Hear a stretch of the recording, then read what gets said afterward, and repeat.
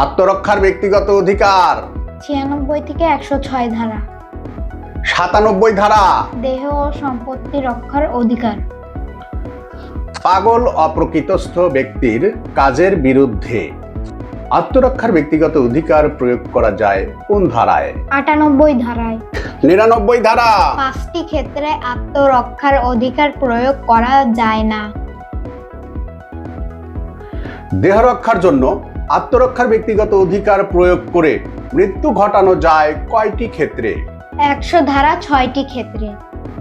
সম্পত্তি রক্ষার অধিকার প্রয়োগ করে মৃত্যু ঘটানো যায় কয়টি ক্ষেত্রে? 103 ধারার 4টি ক্ষেত্রে। আত্মরক্ষার ব্যক্তিগত অধিকার প্রয়োগ করে সর্বমোট কয়টি ক্ষেত্রে মৃত্যু ঘটানো যায়?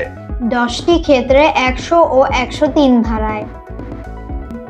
ল এক্সপ্রেসের সাথে থাকার জন্য আপনাকে ধন্যবাদ।